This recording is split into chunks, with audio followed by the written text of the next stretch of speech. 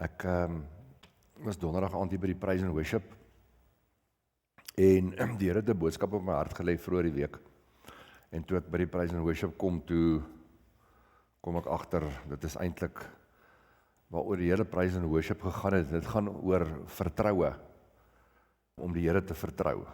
Nou, ek weet nie wie van julle sweef op arendsvlerke rondom vertroue nie. Ek weet nie vir wie van julle is dit maklik om die Here te vertrou nie. En dit is baie maklik om te sê ja. Baie maklik om vanoggend hier te sit en sê, ek vertrou die Here, ek dien die Here. Maar ek wil hê jy moet vanoggend jou hart oopmaak en jy moet hoor wat die Heilige Gees vir jou wil sê. Want dit wat hy met my gedeel het, was nogal skokkend.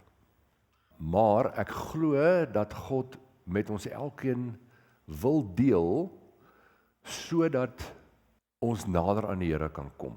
Sodat ons kan groei in elke faset van Christendom. En vanoggend wil ek nou net klem lê rondom vertroue.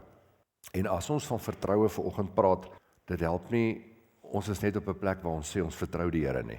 Ek dink, julle sal met my saamstem dat daar sekere areas in my en jou lewe, waar ons die Here meer vertrou as in ander areas. En die areas waarin ons die Here nie vertrou nie, of die minste vertrou, is gewoonlik daai areas waarin ons 'n teleurstelling ondervind het in ons lewe. Maar ek gaan nou bietjie daarop uitbrei.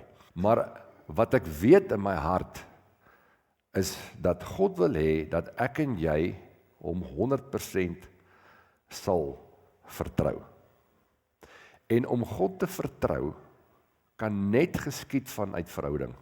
So as ons van vertroue praat, dan kom dit terug na een basiese kernwaarheid. My en jou vertroue met die Here.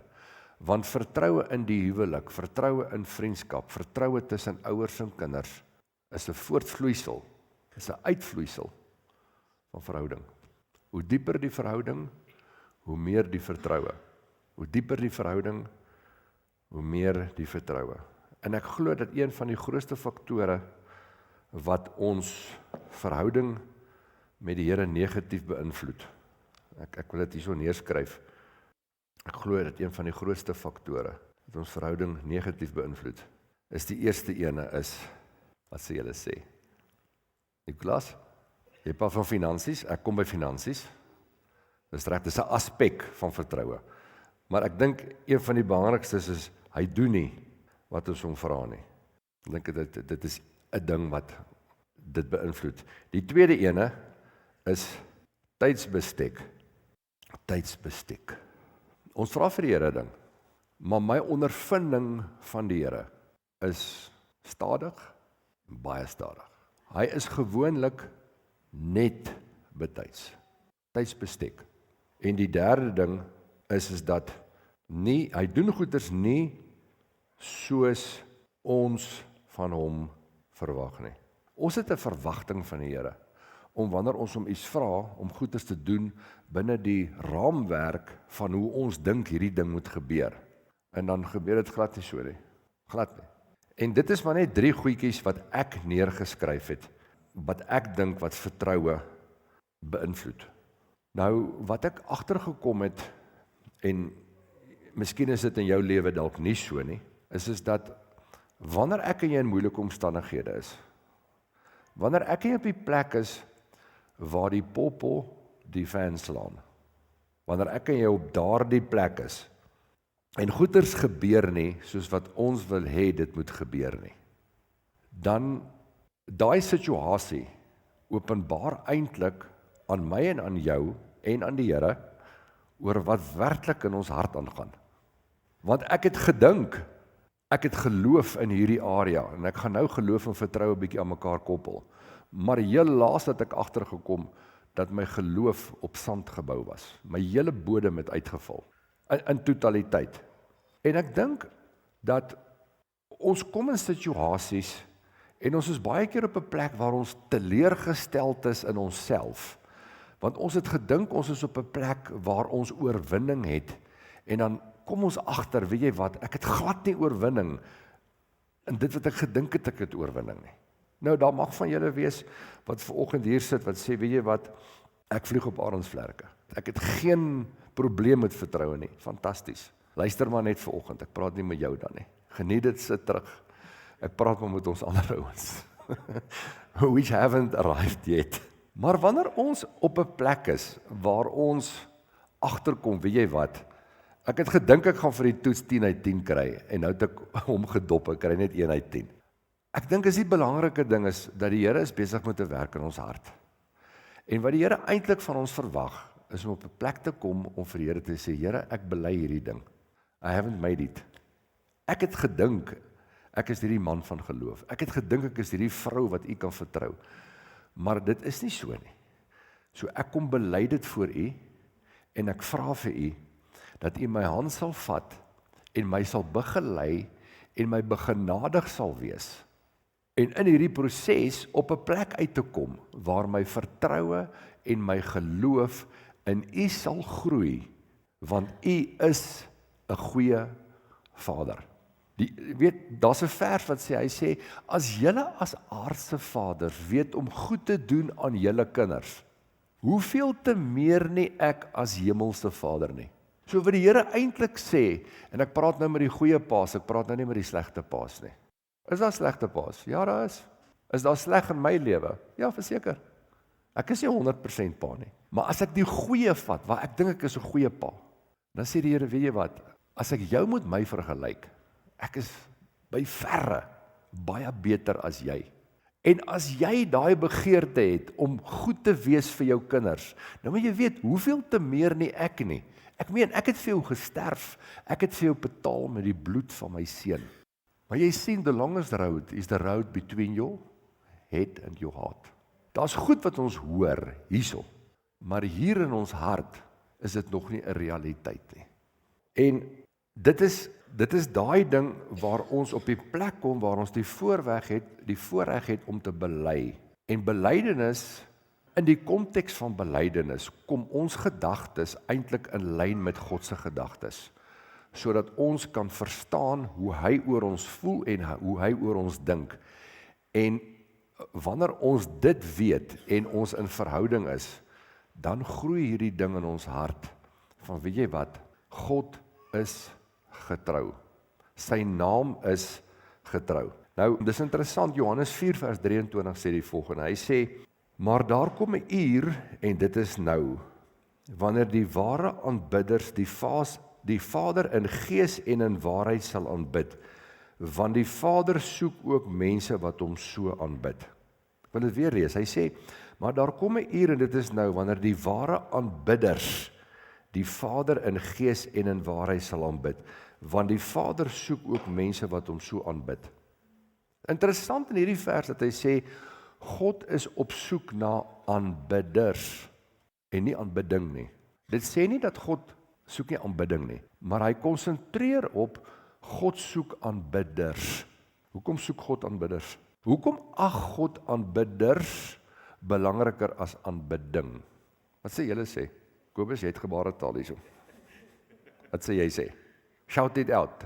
Waar is jou hart? Waar is jou hart? Okay. Hoekom soek hy aanbidders? Ons word wat ons aanbid. Ons word wie ons aanbid. Ek en jy word wie ons aanbid. Ek en jy word wat ons aanbid. Want dit wat jy aanbid en dit wie jy aanbid, in daai persoon of daai ding sal jy jou vertroue plaas. Ek wil weer sê, dit wat jy aanbid en dit wie jy aanbid, en dit sê jou vertroue plaas. Nikolaas praat van geld, gaan nou by geld kom. In wie plaas jy jou vertroue? Geweldige moeilike ding. Nou ons kan nou maklik op die plek wees en sê, ek vertrou die Here. Ek aanbid die Here. Ek plaas nie my vertroue in geld nie. Ek plaas nie my vertroue in my vrou nie. Ek plaas nie my vertroue in dit nie. Ek plaas my vertroue in dat nie. Maar ek vertel julle 'n getuienis. En die getuienis het my nogal, it rocked me. My kind bel my, daar uit Windhoek uit, en sy sê vir my, hulle was in die kerk gewees. En daar staan 'n man en 'n vrou op wat selfe wil getuig. Die vrou kom na vore, en ek weet nie hoekom nie, maar ja, dit werk maar baie keer so, die man gee maar die mic vir die vrou, en sê, praat jy maar. En die vrou getuig toe, sy sê, sy en haar man was die afgelope week op 'n plek, waar hulle nie kos in die huis gehad het nie. in elk geval nie vleis aan die huis gehad het nie. Want hierdie storie gaan nou oor vleis. So ek weet nou nie of dit nou kos is en of dit nou vleis was of wat nie, maar dit gaan daaroor. En sy sê hulle het by die tafel gesit en hulle het gebid, dat die Here aan hulle moet voorsien. En terwyl hulle sit en bid, sê sy vrou vir hom, daar het iemand gestop voor die huis. Hy sê van nee man, jy verbeel jou, is 'n kar wat verby gery het. Daar's niemand nie. Sy sê okay, bly jy maar sit, ek sal gou gaan kyk. Sy staan op en toe sy die deur oopmaak, toe staan daar 'n man voor haar. En sy sê die man, sê mevrou, ek ken jou nie, maar ek weet nie hoekom die Here het net op my hart gelê om vir julle 'n kudu te bring. 'n Boer van die omgewing, kudu geskiet, kudu opgesny en die kudu vir hulle gebring. 'n Man storm toe, so en toe hy die woord kudu hoor. Toe storm hy toe so en toe en hy is vreeslik opgewonde oor hierdie kudu wat hulle ontvang het. Dit is een fenominale amazing getuienis. Wie van julle stem met my saam? Wie van julle stem met my saam dat die Here is getrou en die Here voorsien? Great. Die bokse afgelaai, die deur toegemaak. En toe hulle in die kombuis is, toe sê sy vrou vir sy man, vir haar man, hoorie so, hierdie is so baie, ek wonder of die Here nie iemand anderster met die kudu wil seën nie. Wat sê jy, Christa? I get it, I can it, and I sit on the can, because I can. En 'n man sê, okay, kom ons bid. Ons bid dat die Here voorsien. Here, kom ons nou nie sê gee die ding weg nie. Hulle sit in 'n bid, en die Here lê duidelik op hulle hart om die kudu te vat en om vir, sê maar, oom Piet en tannie Sannie te gaan gee. Die man en die vrou is toe in eenheid, hulle sê, okay, is reg, kom ons laai die kudu, kom ons gaan gee hom vir Piet en Sannie. Klim in die kar, vat die kudu, sonder die bokse oop te maak, gaan laai met Piet en Sannie af, want dis wat die Here gesê het. Draai om daar, ry terug huis toe. Toe hulle by die huis kom, toe staan iemand vir hulle in wag, wat vir hulle 2 skape geslag het en gebring het. Toe sê die man vir die vrou, ons gaan nie nou verder bid nie. Maar dis die getuienis wat uitgekom het in Windhoek. Nou, wat vir my fenomenaal in hierdie ding is dat hulle verder gebid het as die kudu wat hulle ontvang het. Sorry ouens, I'm not there. Ek sou nie eens tot daar gedink het nie. En dis die getuienis wat uitgekom het rondom dit. En vir my is dit 'n fenominale getuienis. Ek wil kom by finansies. En ek dink die enkele grootste ding, veral ons as mans, is om die Here te vertrou vir finansies. Weet, lang terug sê 'n pel vir my, hy het afgetree. Hy het 'n pakket gekry van 2 miljoen rand aan die bank gesit. Vra ek vir hom, wat gaan jy nou doen? Sy en sy vrou gaan nou in geloof lewe. Sy vrou, jy het gaan geloof nodig as jy 2 miljoen in die bank het nie. Dis maklik om so uitlating te maak. Dis baie maklik om super geestelik te klink. Maar dis 'n perd van ander kleur om in geloof te lewe wanneer jy niks in die bank het nie. So ek dink 'n baie groot ding is op die gebied van finansies. Hoekom sukkel ons so? En ek wil sommer in daai selfde konteks sê, hoekom sukkel ek so om die Here te vertrou binne die konteks van finansies? Jy sien, ons kan die regte liedjies sing. Ons kan ons hande opsteek, ons kan die regte gebede bid, ons kan al daai goetertjies doen. Maar weet jy wat? Dis nie te sê dat my en jou vertroue is op 'n plek waar ons die Here volkome vertrou nie. Miskien so 'n bietjie. Ek dink ons elkeen vertrou so 'n bietjie, maar ons is nie op 'n plek waar ons regtig waar eerlik met onsself kan wees en sê, weet jy wat, ek vertrou die Here 100% nie. Daarom glo ek dat as ons na vertroue kyk en ons kyk na geloof, daarom glo ek dat vertroue, die proses werk so, dink ek. Daar's 'n vertroue en die vrug van die vertroue is geloof. En geloof word gevind aan die ander kant van oorgawe. Aan die ander kant van oorgawe. Ek sal onthou, toe COVID begin, toe sê ek vir Santa, hier sit sy volgend. Toe sê ek vir Santa, nou het ons moeilikheid. Niemand kom kerk toe nie. Hoekom gaan mense vir die kerk geld gee? Jy sit by COVID, jy kan nie werk nie. Toe sê Santa vir my, ek kan nie onthou jy het my gesê nie. Jy het vir my gesê, moenie die, wat het jy gesê? Santa het my gesê die Here sal voorsien. Nou Santa dra nie die verantwoordelikheid nie. Ek dra die verantwoordelikheid. Maar dis 'n leuen, ek dra nie die verantwoordelikheid nie. Luister mooi wat ek sê. Ek dra nie die verantwoordelikheid vir dit wat in hierdie gemeente inkom nie. God dra die verantwoordelikheid. En ons is met COVID deur en die dankoffer van die kerk het eintlik toegeneem. Hy het nie afgeneem nie. En daai tyd, hier sit Hester volgend. Daai tyd was Step Foundation aan die gang. En hier gaan Step se getalle op van 120 na 350, 380 mense per dag kos. 380. en as COVID, alles is toe, net Hester is oop. En die Here het voorsien. Maar nou, hier is die vraag, as ek nou na 20 jaar kyk, en ek gee dit as 'n voorbeeld, ek praat my eie lewe uit, as ek na 20 jaar kyk, en ek kyk hoe die Here in die behoefte van die gemeente voorsien het, dan is ek op 'n plek in my lewe, waar ek die Here, kom ek sê maar net persentasies, 90% vertrou, dat hy in die behoefte van die gemeente sal voorsien. Maar my vertroue in hom om in my behoefte te voorsien, is 40%. Nou vra ek, hoekom is dit so? Ek weet nie of dit al met julle gebeur het nie, maar dis baie maklik vir my, om die Here vir jou te vertrou. As jy na my toe kom en jy sê, hoor hierso Egbert, bid vir my, dat die Here aan my sal voorsien. Dis baie maklik vir my om die Here te vertrou, dat die Here in jou behoefte gaan voorsien. Maar dit is vir my moeilik om die Here te vertrou om in my behoefte te voorsien. Dit is vir my maklik om die Here te vertrou, dat ons bid vir die sieke, dat die Here jou sal genees. Maar hy sal nie my genees nie. En wat is dit? Al antwoord wat ek op uitkom, is dis minderwaardigheid. Want ek ag myself nie waardig genoeg, dat God in my behoefte sal voorsien nie. Ek weet nie of dit vir julle sin maak vanoggend nie. So, ek meen, ek kan niks doen aan die behoefte van hierdie gemeente se inkomste en uitgawes staat nie. Ek het hom vir die Here gegee, ek het oorgegee. Dit is hoekom ek sê, geloof word gevind aan die ander kant van oorgawe. Maar in my geval, kan ek baie try, want ek het 'n verantwoordelikheid, en ek kan dit doen, en ek is bevoeg, en ek het talente, en ek het al die goeders, en ek kom op 'n plek in my lewe, waarin ek my vertroue vir voorsiening, in my vermoë sit, en plaas van om dit in God se hand te sit. Moet my nie verkeerd verstaan nie, God het jou vermoë gegee, God het jou geroep om te werk, maar jy kan nie op 'n plek kom, waar jy jou vertroue in jouself sit, en nie in God sit nie. Dis 'n baie fyn lyn, rondom dit. So, wat sê die skrif? Hy sê, geloof is 'n vaste vertroue. Geloof is 'n vaste vertroue, en vertroue word gevind in die konteks van verhouding. En wanneer ons in hierdie verhouding met die Here is, dan groei ons geloof. So vertroue en geloof is baie gelink aan mekaar. Ja, okay, Egbert, is reg. Ek hoor wat jy sê. Ek is daar. Maar nou kom die Bybel, en nou sê die Bybel, hy sê geloof werk deur die liefde. Geloof werk deur die liefde. Geloof werk deur die liefde. Uit die Byker sê 'n interessante ding.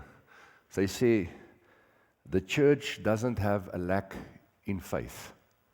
The church have a lack in love. In love. Want omdat ons nie lief het nie, doen ons nie. Die Here sê, as julle my lief het, sê julle doen wat ek julle sê. Right, so geloof werk deur die liefde. Maar die skrif gaan verder. Hy sê, die liefde dryf die vrees na buite. So, Nicolas, ons nou van finansies praat. Wanneer ek en jy 'n vrees het, dat God nie sal voorsien in die konteks van finansies nie, wys dit eintlik vir ons, dat ons vertrou nie dat God ons lief het nie. Kom ek skryf dit hierso neer. Hy sê hierso, geloof werk deur liefde, en is die liefde wat die vrees na buite buif. So wanneer ek en jy vrees het, twyfel ons in God se liefde, en wanneer ons in God se liefde twyfel, affekteer dit ons geloof. En as ons op 'n plek kom, waar ons vrees, dan wat ek vrees, affekteer wie of wat ek aanbid. En wie en wat ek aanbid, affekteer in wie of wat ek my vertroue plaas. As ek vrees, dan affekteer dit wie ek aanbid. Dit affekteer wat ek aanbid. En daai wie ek aanbid en wat ek aanbid, wys vir my in wie ek my vertroue plaas. Nou hier is die skokkende ding, wat hierdie, jy weet, ons lees mos baie keer goed in die Bybel, maar ons lees so oppervlakkig oor dit, dat dit spreek nie eintlik tot ons hart nie. En ek kom, en ek lees hierdie week 'n paar verse in die skrif, en die Here maak dit aan my duidelik, dat hy praat oor gierigheid. Nou van julle wat gierig is? Niemand nie. Net ek. Kobus, is jy gierig? Soms. Okay. Hy sê gierigheid, in die konteks van die skrif, hy sê gierigheid is afgoderry. So gierigheid is dis eintlik die aanbidding van 'n afgod.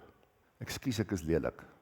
As jy net wil werk om meer en meer geld te verdien, en dit bring jou op die plek waar jy nie meer tyd het om gehoorsaam te wees aan dit wat die Here op jou hart lê om te doen nie, is jy gierig en jy's 'n afgodsaanbidder.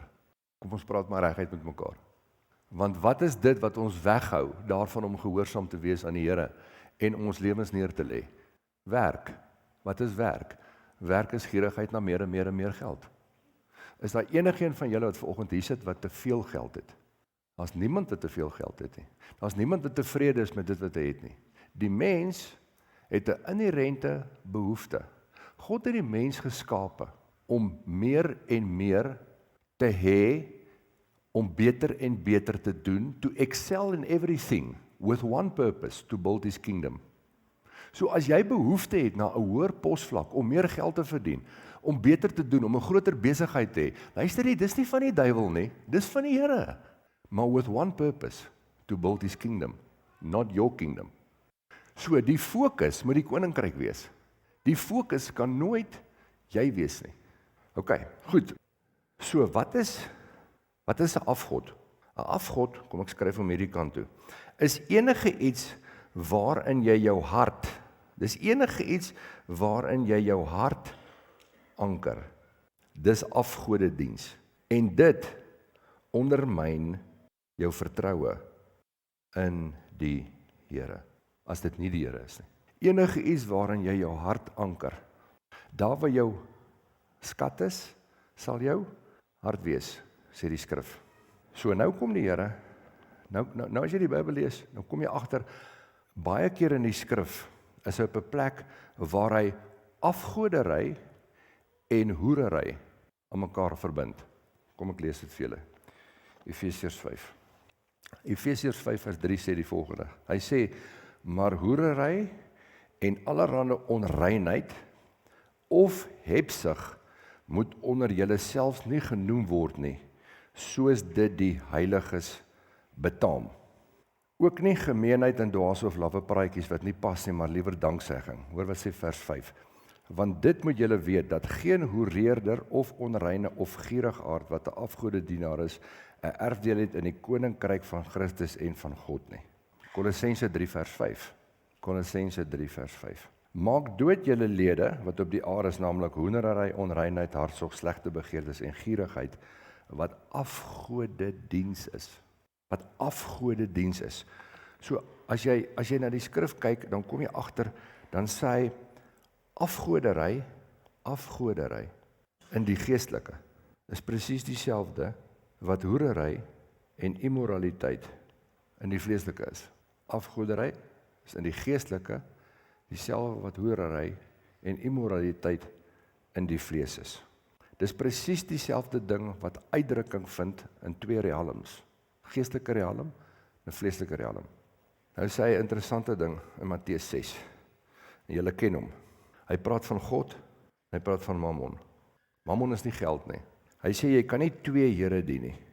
Jy kan nie twee here dien nie. Want hy sal of die een haat en die ander ene lief hê, of hy sal die een aanhang en die ander ene verag. Hy sê hulle kan nie God en Mammon dien nie. Mammon verteenwoordig 'n krag wat 'n invloed op jou uitoefen om jou hart van God weg te draai. Soos wat dit God se begeerte is dat jou hart aan hom behoort. So is Mammon 'n geestelike invloed wat jou hart van God af wil wegdraai. Dis hoekom hy sê jy kan nie al twee van hulle dien nie.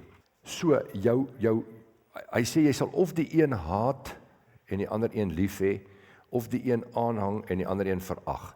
Ek kan eintlik dit anders te skryf. Jy gaan of die een lief hê en die ander ene haat, of jy gaan die een verag en die ander ene aanhang. Baie keer in die Bybel word dit wat ons haat, kom ek stel dit so, baie keer is ons op 'n plek in die Bybel wat jou liefde vir die Here word geopenbaar deur dit wat jy haat. God haat sonde. En ek en jy moet op 'n plek kom waar ons sonde haat, want dit openbaar aan ons liefde vir die Here. En nou kom die Here en hy sê, ek haat afgoderry, ek haat afgodediens. Ek haat dit as jou hart nie onverdeeld op my is nie. Ek haat dit wanneer jy jou vertroue in iets of iemand anders ter plaas behalwe in my. En dan kom ek agter, as ek hierdie ding so lees en ek sien hom so, dan kom ek agter, Jesus, maar is my hart so vrot?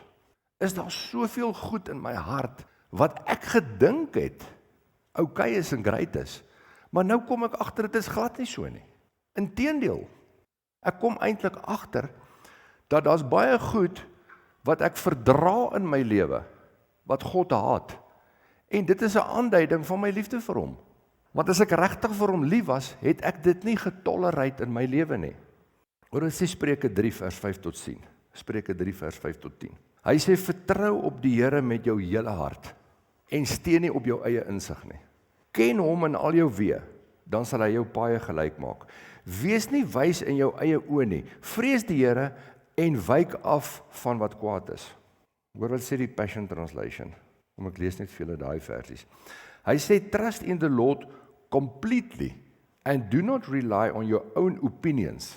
I can have my opinion. Every one of us have an opinion. Hy sê, but don't trust on your opinion. God's opinion is much better than your opinion. Hy sê, with all your heart rely on him to guide you, and he will lead you in every decision you make. Become intimate with him in whatever you do, and he will lead you wherever you go. Don't think for a moment that you know it all, for wisdom comes when you adore him with undivided devotion and avoid everything that is wrong. Dis kwaai. Vertrou op die Here met jou Here. Ken hom in al jou weë. Ken die Here in al jou weë. Is nie van, okay, ek ken jou. Jy's mos nee, ek ken jou. Dis nie die ken wat die skrif hiervan praat nie. Die ken wat die skrif hiervan praat, is die ken waar Adam Eva beken het. Die ken wat die skrif hiervan praat, is die ken tussen my en Hannerie. Ek het Hannerie beken en daar's 'n kind voorgebring, daar het 'n vrug na vore gekom. Dis die ken. Dis 'n ken in die vorm van intimiteit. Dis nie 'n ken van hallo Shanae nie, of hallo Chanel nie, of hallo Hester nie. Dis nie daai ken nie. Dis 'n intieme ken. Dis 'n ken soos jy ken tussen 'n man en 'n vrou. Die Here sê, ken my, wees intiem met my, ken my in al jou weë. Ken my in al jou weë. Hy sê, wees nie wys in jou eie oë nie. Jy sien, insig wat nie ondergeskik is aan sy insig nie, ondermyn ons vertroue in die Here. Want ons maak staat op ons insig en nie op die Here se insig nie. En is teenstrydig met sy wil in ons lewe. God nooi elke een van ons uit om op 'n plek in ons lewe te kom waar ons in elke faset van ons lewe hom ken. God wil hê ons moet hom ken. God wil hê ons moet intiem wees, as ek daai woord kan gebruik, met hom in die area van finansies. God wil hê ons moet hom ken in die area van die huwelik. God wil hê ons moet hom ken in die area van hoe om kinders groot te maak. God wil hê ons moet hom ken in die area van rentmeesterskap. God wil hê ons moet hom ken in die area van genesing. So as verskillende areas, verskillende fasette in ons lewe, waarin ek en jy besig is om 'n pad te bewandel, en hulle is nie almal gelyk nie. Hulle lyk dalk so. Hulle lyk dalk so. Jy's hierso besig met finansies, jy's hierso besig met jou huwelik, jy's hierso besig met jou kind, jy's daarso besig met rentmeesterskap, jy's daar besig met genesing. Daar's dit Willie daagter. Willie loop 'n pad met genesing. Ek het hom gisterand gebel. Ek sê vir hom, jy ooit op 'n plek kom in jou lewe waar hoe het jou pad van vertroue en geloof gelyk in die konteks van waarin jy sit rondom genesing? Toe sê ek vertrou die Here 100% vir genesing. Nou al 3 jaar dink ek, 2 jaar. 3 jaar. Ek sê vir hom, hoekom? Hy sê, want ek kan niks daaraan doen nie. Hy sê, ek kan niks daaraan doen nie. Dis maklik om op 'n plek te kom, of dis baie moeilik om op 'n plek te wees, om die Here te vertrou waar dit buite jou beheer is. Vir my is dit anderster. Vir my is dit, en ek het die voorbeeld van die kerk gebruik, vir my is dit moeilik om te vertrou waar ek nog beheer het, waar ek 'n invloed kan, waar ek 'n bydrae kan lewer. En ek sê nie, ons kan nie 'n bydrae lewer nie. as ek praat in die konteks van werk nie. Ek sê nie op werk nie, dis net ek van praat nie. Ek sê, werk jou dood en vertrou die Here. Maar kom net op 'n plek waar jy nie dit aanbid nie, waar jou hart gefokus is op God se koninkryk en op gehoorsaamheid. En God wil hê dat ons in elke area van ons lewe sal groei in vertroue, sodat ons op 'n plek kan kom waar ons die Here ten volle kan vertrou. Ten volle kan vertrou in elke area van ons lewe. En ek dink wanneer ons op daai plek is, waar die pyltjies so lyk, ek dink dan is ons in die hemel. Ek dink dan is die tyd op aarde verby. God roep ons om te vertrou, ouens. Ek wil vir jou vra om dalk net op 'n plek te wees waar jy oë toemaak. Dalk net op 'n plek te wees waar jy dink wat ek vanoggend gedeel het. En as jy sukkel met iets, weet jy wat, ouens, erken dit net. Die slegste ding is om dit nie te erken nie. Die slegste ding is om in denial te wees. Erken dit net en bely dit en vat dit na die Here en sê, Here, hier's ek. Ek sukkel hiermee. Ek weet ek het nog nie hier gearrive nie. Wees my genadig, vat my hand, trek my nader en begelei my, dat ek op die plek sal kom waar ek regtig kan sê, I put my trust in you and I trust you wholeheartedly. Is dit reg? Kom ons sluit die oë. Vader, dankie vir u woord. Here, dankie oor dit wat u met my gedeel het vanoggend of in die week. En waarin ek ook weet, Here, dat u deel maar ook goeders wat in my lewe is. En dis maar al wat ek kan weergee op 'n Sondag hier. Dankie dat ek weet dat you are trustworthy. En dankie dat ek weet dat u my hand wil neem en my begelei om op 'n plek te wees waar ek u vertrou met my hele hart. En Here, daarom vra ek dat u my in 'n dieper verhouding met u sal intrek. En dat u die afgode in my lewe aan my sal uitwys. En dat ek sal terugdraai. En dat ek op 'n plek sal wees waar ek sê, ek aanbid God en nie Mammon nie. My vertroue is in die Here. My verwagting is van hom. In Jesus naam. En ek dank u daarvoor, Here. In Jesus naam. Amen.